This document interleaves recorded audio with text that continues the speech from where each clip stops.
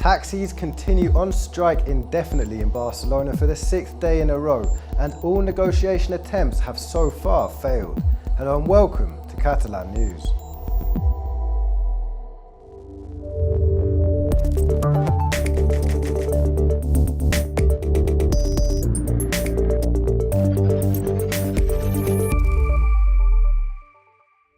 Hundreds of taxi drivers are blocking the city centre of Barcelona in protest against apps such as Uber and Cabify, and they're not planning on leaving anytime soon.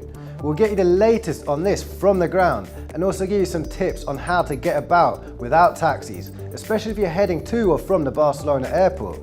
Meanwhile, today we've also learned that the Spanish king might be willing to enter negotiations with pro-independence forces. We'll get you all on this as well.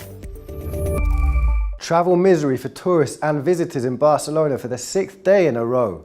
There are no taxis in the Catalan capital, and most are parked in the middle of main avenues such as Passeig de Gràcia and Gran Via. Our colleague Rachel Bathgate is there on the ground in the centre of the city.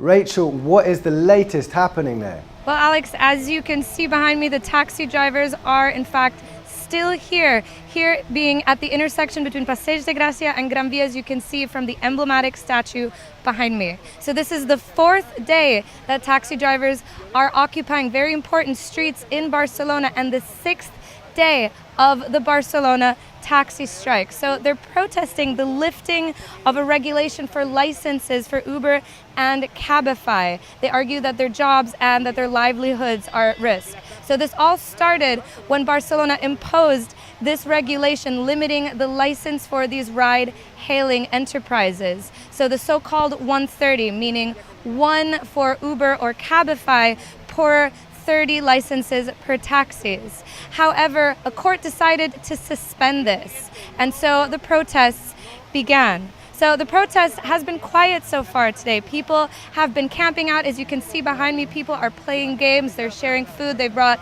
their camping chairs to sit. They've created tent structures as well. We've even seen some people staying in hammocks. And as you can actually hear, somebody brought some turntables and they are playing music on an improvised DJ setup as well as that. So this is nothing like the scenes that we saw on the first day of the strikes when Uber cars were attacked with shocking images. So tourists have, however, been a bit confused. We have seen some tourists wandering around through this protest taking photos, but we have also had some very varied responses to the strike. Being a tourist, it was a little bit of a shock to us, but on the other hand, I have some sympathy for them as my father was a union worker for many years. I don't think strikes ever really help anybody. Actually, I think it's pretty stupid because, and it pissed me off a lot because as you see, I just came from airport and I'm having my bag with me and I don't know how can I go home. Okay, I think it sucks because of the tourists, we have to work, but I think they should do this because, they will lose their job if there is too much like Uber and stuff like that. So I think they have to do this, they have to say what they think about it. I think it's good. Yeah, they have to do this, yeah. Rachel, today there was an important meeting in Madrid between the taxi representatives and the Spanish government that holds the power on this issue. But the meeting did not bring any results. Yes, indeed, Alex. So despite what comes off as a festive and a laid-back atmosphere on a Barcelona summer day, protesters are actually quite angry. They have decided to continue their strike, stating that they do not believe the fact that the Spanish government has pledged to regulate the sector. The taxi sector wants this in writing. So it's unclear when taxi drivers are going to leave the streets, and this even threatens to become the main issue of the summer. Scenes of travel misery in Barcelona and the airport have become familiar recently. Taxi drivers have been on strike for 6 days now and are showing no sign of backing down. The centre of the city is as good as shut down as thousands of drivers have occupied 2 of its major roads. Both Gran Via and Passeig de Gràcia have been taken over by lines of stationary cabs for 4 days in a row. The blockage has caused a 25% drop in the number of shop customers in the area, according to a retail association. Travel chaos has also struck parts of the city. Queues of travellers trying to get to and from the airport quickly became the norm. The striking taxi drivers have made their presence known, and as it stands, there is no end in sight to this ongoing industrial action. Negotiations with the Spanish government today have proved fruitless. The Ministry of Transport offered to concede to taxi drivers' demands in September. For the strikers, this is not enough. Esta no es la primera negociación, estamos negociando desde el año 2009. Entonces estamos un poco cansados de promesas. The strike, which was originally called for 48 hours, is set to continue indefinitely. They're protesting against car-hailing apps such as Uber and Cabify, which they say put their jobs in danger. If the Spanish government does not meet their demands, taxi drivers have even threatened to block the French border as well as the port of Barcelona.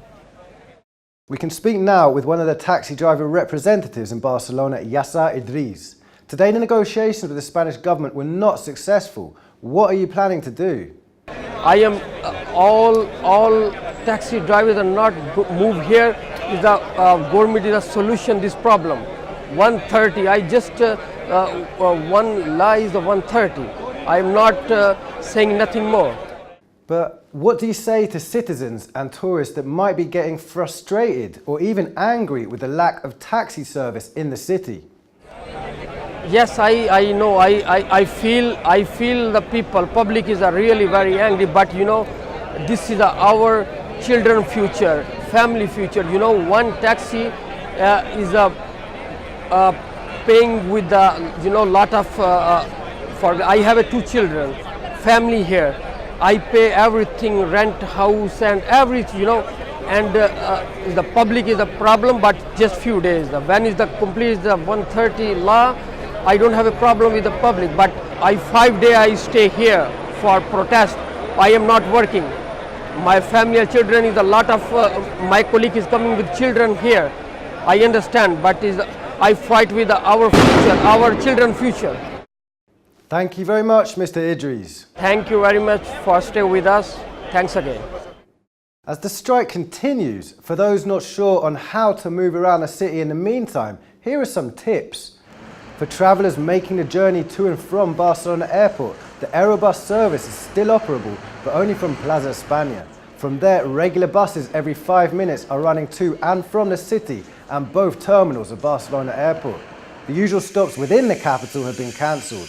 Trains to and from Barcelona airport are also running with a reinforced service on the R2 line. The L9 metro line, which also serves the airport, is also still operational. Moving on now to politics. Today, the Spanish king met with the Speaker of the Balearic Islands Parliament in Mallorca, where he told them that he would be willing to sit on the same table as pro-independence parties in Catalonia.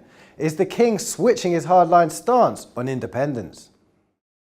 It came as a big surprise. The Spanish king is willing to negotiate with pro-independence parties. This, according to the Speaker of the Balearic Islands Parliament. A member of left-wing Podemos, he addressed the press after a meeting with the monarch today, and in a surprise announcement, he said that Felipe VI wanted to repair a relationship that has been extremely damaged over the last year, but pro-independence parties are skeptical. No nos consta que el rey haya pedido reunirse con el principal partido independentista del país, que somos nosotros. Nosotros siempre estamos pro diálogo, pero sí que pedimos, si nunca quiere hablar con el PDeCAT, es que antes pues tendrá que pedir perdón por su comparecencia el dia 3 d'octubre. Suposo que el president de les Balears es refereix al mateix monarca que el dia 3 d'octubre va sortir a dir que s'havia de posar tota la força de l'Estat contra Catalunya. The relationship between Catalan parties and the Spanish king was never especially good. But a turning point came last October, when Catalans voted in an independence referendum despite Spain's opposition, and when police officers violently cracked down on voters to stop the vote, leaving more than 1,000 injured. 2 days after, the king appeared on TV, making no mention of the violence and putting all the blame on pro-independence parties. Tensions might have decreased in recent months, but the possibility of having the king and pro-independence parties seated at the same table still seems unlikely. Meanwhile, governments in Catalonia and Spain continue to prepare for a major meeting on Wednesday. But the main unionist party in Catalonia said that if independence was the only issue to be debated, this would do no good to society as a whole. El único punto que les interesa es el punto del procés. Es el punto número 6 y ya han dicho que este es el único punto que les importa y dependiendo de lo que se diga de este punto, siguen adelante o no siguen adelante. Both governments' positions regarding Catalan independence remain far apart, but with the first bilateral commission meeting finally taking place after 7 years, dialogue seems to be at least a possibility.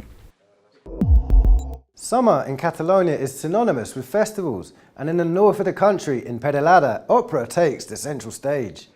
More than 2,000 people enjoyed tenor Placido Domingo and soprano Ermenela Yajo playing ties by French composer Jules Massenet.